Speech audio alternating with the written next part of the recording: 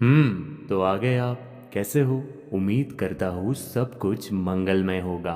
अगर सब कुछ मंगलमय नहीं भी है तो मार्गशीर्ष माह के इस दूसरे अध्याय के कथन को अगर आप पूरे भक्ति भाव से श्रवण कर लेते हैं तो सब कुछ मंगलमय हो जाएगा। साम सदाशिव दर्शकों, मैं भगवान शिव का पुत्र सदाशिव आपको नमन करता हूँ।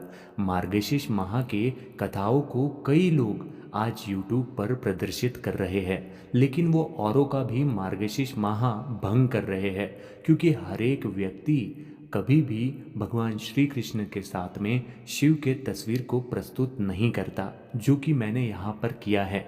अब ब्रह्मा जी ने स्वयं शिव महापुराण में कहा है कि मार्गशीर्ष माह का फल उसी व्यक्ति को मिलेगा जो व्यक्ति भगवान शिव और भगवान विष्णु यानी कि भगवान श्री कृष्ण को समान आदर देगा। ये प्राचीन वक्ताओं ने स्वतः कहा है। इसलिए मेरी आपसे विनंती है कि अगर आपके भी जीवन में राहु का दोष बढ़ गया है, यानी कि आप भी आपके बिगड़े कामों को बनाना चाहते हैं और आपके जीवन में भी ऐसे कई सारे काम हैं जिन्हें न चाहते हुए भी आप मार्ग ही नहीं लगा पा रहे हो, आपके बड़े बड़े काम अटके पड़े हैं, तो मेरा यकीन मानिए, इस अध्याय का श्रवण अगर आप पूरे भक्ति भाव से करते हैं तो पूरे YouTube पर यही एक अध्याय ऐसा है जहाँ पर हमने भगवान शिव की भी तस्वीर रखी है और भगवान श्री कृष्ण की भी तस्वीर रखी है।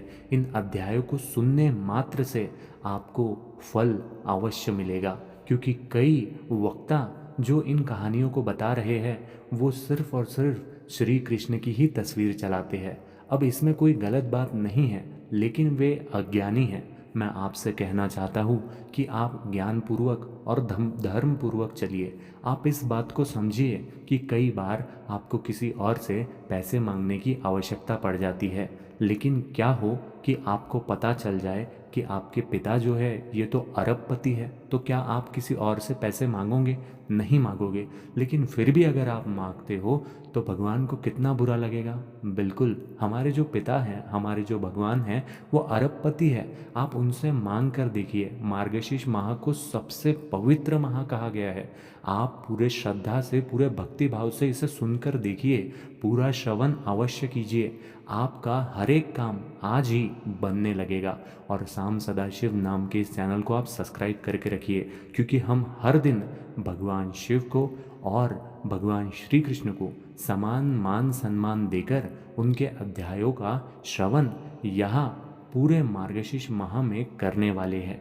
और मेरी आपसे यही विनंती है कि आपके जीवन में अगर आप शनि भगवान की भी कृपा पाना चाहते हो तो इस कथा को पूर्ण श्रवण करो। जो व्यक्ति इस वीडियो को भक्ति भाव से लाइक करेगा, कमेंट में हर हर महादेव और विष्णु भगवान श्री कृष्ण भगवान की जय लिखेगा, उसके जीवन से हर एक कष्ट दूर हो जाएगा। ये मैं नहीं कहता, महापुराणों में ये कथित तौर पर लिखा गया है। और प्राचीन मान्यताओं के अनुसार ऐसे बहुत कम लोग होंगे जो भगवान शिव और भगवान श्री कृष्ण को एक जगह पर रख के मार्गशीर्ष माह में आपको कथा सुनाएंगे। तो आपको बहुत पुण्य प्राप्त होगा अगर आप इस कथा को इस भक्ति भाव से पूर्ण श्रवण करोगे। तो यहाँ पे मैं आपको श्री कृष्ण की भी कथा सुनाने वाला हूँ और भगवान शिव की भी वो कथा सुनाने वाला हूँ, जिससे आपको ये ज्ञात हो जाएगा कि आखिर क्यों दोनों को सही मान सम्मान देना अत्यधिक आवश्यक है। अब जो भी व्यक्ति इसको आधे में छोड़कर चला जाएगा, उसके जो बिगड़े हुए काम हैं वो और बिगड़ने लगेंगे, उसका कोई भी काम आज नहीं बनेगा। लेकिन अगर कोई व्यक्ति इस कथा का पूर्ण श्रवण कर लेता है तो मैं आपको दावे के साथ कह सकता हूँ कि जैसे मैंने आपको बताया कि हमारे जो पितामह हैं यानी कि हमारे जो भगवान हैं वो अरबपति है। आप बस सच्ची श्रद्धा और भाव से इसे सुनिए, आप बस भगवान को अर्पित होकर इसे सुनिए और देखिए कि आपका हर एक काम कैसे बनने लगता है। तो आइए इस अध्याय का श्रवण शुरू करते हैं शिव महापुराण से। शिव महापुराण में भगवान शिव और श्री कृष्ण को समान सम्मान देने का महत्व इसलिए बताया गया है क्योंकि दोनों ही ईश्वर के विभिन्न रूप है। शिवजी को संहारक और तपस्वी रूप में जाना जाता है, जबकि श्री कृष्ण सृजन, प्रेम और लीला के प्रतीक है। सनातन धर्म में शिव और विष्णु कृष्ण विष्णु के ही अवतार है को एक दूसरे का पूरक माना गया है। शिव महापुराण में ये कहा गया है कि जो व्यक्ति भगवान शिव और भगवान विष्णु को समान रूप से सम्मान नहीं देता वो जीवन में अज्ञानता, कष्ट और नरक जैसी स्थितियों का सामना करता है। और इसीलिए मैंने आपको बताया कि जो अगले कथावाचक आपको सुना रहे हैं, जो कथा वाचन कर रहे हैं, लेकिन तस्वीर में भगवान शिव को साथ में नहीं ले रहे हैं, वो फल से खुद भी विमुक्त रहेंगे और दूसरों को भी विमुक्त ही रखेंगे। उनको भी फल प्राप्त नहीं होगा और दूसरों को भी फल प्राप्त नहीं होगा। लेकिन कोई बात नहीं, वे अज्ञानी हैं, उन तक भी ये ज्ञान की बात अवश्य ही पहुँचेगी। जबकि श्री कृष्ण सृजन, प्रेम और लीला के प्रतीक है। शिव महापुराण में ये कहा गया है कि जो व्यक्ति भगवान शिव और भगवान विष्णु को समान रूप से सम्मान नहीं देता वो जीवन में अज्ञानता, कष्ट और नरक जैसी स्थितियों का सामना करता है। ये इस विचार पर आधारित है कि ईश्वर के किसी भी रूप को अस्वीकार करना धर्म और सत्य के विरुद्ध है। शिव और श्री कृष्ण को समान मानने की वो कथा, ये कथा श्रीमद् भगवद गीता और शिव महापुराण दोनों में मिलती है। बानासुर भगवान शिव का परम भक्त था। उसने शिवजी से आशीर्वाद प्राप्त कर लिया कि कोई भी देवता या मानव उसे पराजित नहीं कर सकेगा। परंतु जब उसकी बेटी उषा ने श्री कृष्ण के पोते अनिरुद्ध से विवाह किया तो बानासुर ने इसे अपना अपमान समझकर युद्ध छेड़ दिया। श्री कृष्ण और बानासुर के बीच भयंकर युद्ध हुआ। जब श्री कृष्ण बानासुर को पराजित करने लगे तो बानासुर ने भगवान शिव का स्मरण किया। शिवजी ने युद्ध क्षेत्र में आकर बानासुर की रक्षा की। ये युद्ध शिव और श्री कृष्ण के बीच नहीं बल्कि धर्म और अधर्म के बीच था। भगवान श्री कृष्ण ने बानासुर को चेतावनी दी और कहा कि वो धर्म का पालन करे। शिवजी ने भी श्री कृष्ण का समर्थन किया और अतः बानासुर को जीवन दान दिया। इस कथा से हमें ये शिक्षा मिलती है कि शिव और श्री कृष्ण दोनों ही धर्म के रक्षक हैं। इन दोनों को समान रूप से सम्मान देने से जीवन में शांति और मुक्ति प्राप्त होती है। दोनों ईश्वर की विभिन्न रूपों है और एक दूसरे के वे पूर्वक है। इसका निष्कर्ष यही कहता है कि शिव महापुराण का संदेश ये है कि किसी भी देवी देवता के प्रति भेदभाव करना व्यक्ति को अज्ञानता और दुख की ओर ले जाता है। शिव और श्री कृष्ण को समान मान सम्मान भक्त के लिए मोक्ष और कल्याण का प्रशस्त मार्ग बन जाता है। तो पूरे भक्ति और श्रद्धा भाव से कहते हैं हर हर महादेव, जय श्री कृष्णा। तो जय श्री कृष्ण कहते हुए अब हम भगवान शिव की तो कथा सुन ही चुके हैं।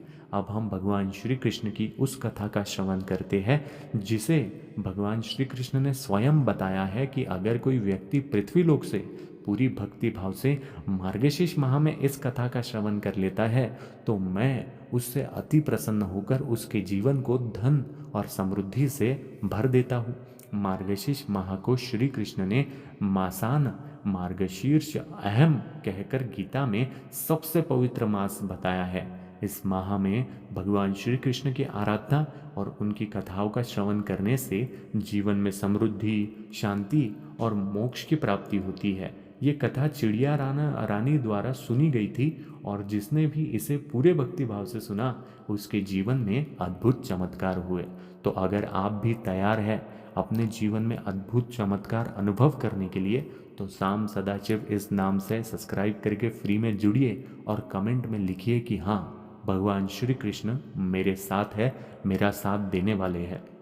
देखो, जब आप इस भक्ति भाव से भगवान श्री कृष्ण के प्रति समर्पित हो जाते हैं तो आपके काम बनने इसीलिए लगते हैं क्योंकि आपने उनके ऊपर भरोसा दिखाया है जो इस सृष्टि के सृजन करता है। अगर आप उनके ऊपर भरोसा दिखाओ तो ये उनका कर्तव्य बन जाता है कि वो आपके काम को बनाएंगे ही बनाएंगे और इसीलिए आपका हर काम बनने लगता है। तो पूरे भक्ति भाव से जय श्री कृष्ण कहते हुए अब हम इस कथा का श्रवण करते हैं। प्राचीन समय में एक घने जंगल के मध्य एक विशाल वटवृक्ष था। उस वृक्ष पर अनेक पक्षी रहते थे, लेकिन उनमें से सबसे चतुर और समझदार थी चिड़िया रानी।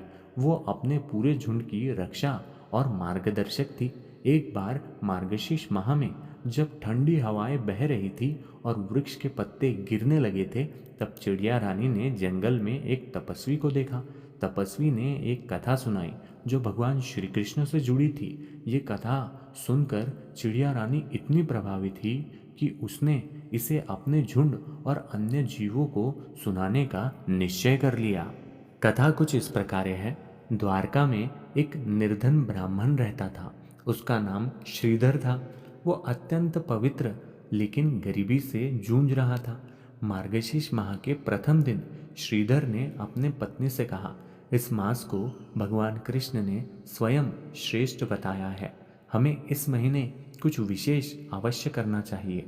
पत्नी ने उत्तर दिया, हमारे पास न धन है न अन्न, हम क्या विशेष कर सकते हैं।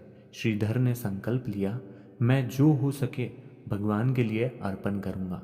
अगले दिन श्रीधर जंगल से लकड़ियां काटकर बाजार में बेचने गया। उसने जो थोड़ा धन अर्जित किया था उससे एक मुट्ठी चने खरीदकर घर लौटते समय उसने उन चनों को भगवान श्री कृष्ण के नाम पर अर्पित करने का विचार किया।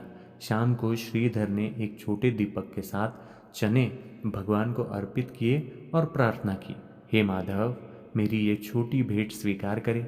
मैं आपके मार्गशीर्ष माह को सच्चे मन से पूजना चाहता हूँ। श्रीधर की भक्ति देखकर भगवान श्री कृष्ण स्वयं द्वारका से उनके घर आए। उन्होंने ब्राह्मण से कहा, हे श्रीधर, मैं तुम्हारे भक्ति से प्रसन्न हूँ। तुमने जो चने अर्पित किए हैं वो मेरे लिए अमूल्य है। बताओ तुम मुझसे क्या वरदान चाहते हो। श्रीधर ने भगवान से कहा, प्रभु, मुझे कुछ नहीं चाहिए, मैं केवल आपकी कृपा चाहता हूँ। मुझे सदा आपकी भक्ति प्राप्त हो। श्री कृष्ण ने मुस्कुराते हुए कहा, तुम्हारे भक्ति से प्रसन्न होकर मैं तुम्हारे घर को धन धान्य से भर दूंगा। मार्गशीर्ष माह में जो व्यक्ति सच्चे मन से मेरी पूजा करेगा उसे जीवन में कभी अभाव नहीं होगा। इसके बाद श्रीधर का घर धन, भोजन और सुख समृद्धि से भर गया। वो कथा जंगल के प्राणियों तक भी पहुंच गई। जब चिड़िया रानी ने तपस्वी से ये कथा सुनी तो उसने पूरे झुंड को बुलाया और कहा, हम पक्षी भले ही पूजा और यज्ञ ना कर सके, लेकिन इस कथा को सुनकर भगवान श्री कृष्ण की भक्ति अवश्य कर सकते हैं। उसने मार्गशीर्ष माह के हर दिन सुबह और शाम अपने झुंड के साथ भगवान श्री कृष्ण का नाम जपना शुरू कर दिया। कहते हैं कि चिड़िया रानी और उसका झुंड जिस वृक्ष पर रहता था वो पूरे जंगल का सबसे हरा भरा और सुरक्षित स्थान बन गया। उस क्षेत्र में कोई शिकारी या आपद नहीं आई। जो भी पक्षी उस वृक्ष के पास आता वो भी समृद्ध और सुखी होता था। जो भी इस कथा को सुनता है या सुनाता है उसके जीवन में 3 विशेष फलों की प्राप्ति होती है। धन और समृद्धि, व्यक्ति के घर में धन धान्य की कभी कमी नहीं होती। दूसरा, शांति और सुरक्षा, परिवार में शांति और आपसी प्रेम बना रहता है। भक्ति और मोक्ष, व्यक्ति की आत्मा पवित्र होती है और अंत में वो मोक्ष को प्राप्त करता है। मार्गशीर्ष माह में भगवान श्री कृष्ण की भक्ति और उनकी कथाओं का श्रवण करने से जीवन में अद्भुत परिवर्तन होता है। ये कथा हमें सिखाती है कि भक्ति और सच्चे मन से किया गया कोई भी कार्य, चाहे वो कितना ही छोटा क्यों ना हो, भगवान को प्रसन्न कर सकता है। जो भी इसे पूरे श्रद्धा भाव से सुनता है उसका जीवन समृद्धि, शांति और सुख से भर जाता है। तो पूरे श्रद्धा भाव के साथ कहते हैं, जय श्री कृष्ण। शाम सदाशिव अर्पण। और इस अध्याय को यहीं पर हम रुकाते हैं। कल हम श्रवण करेंगे तीसरा अध्याय। तो मार्गशीर्ष माह का इस तीसरे अध्याय को सुनने के लिए आप ज़रूर आइएगा। आपके पास में थोड़ा सा समय है तो वीडियो को लाइक अवश्य कीजिएगा। इसी के साथ में आज के लिए इतना ही। सांब सदाशिव अर्पण।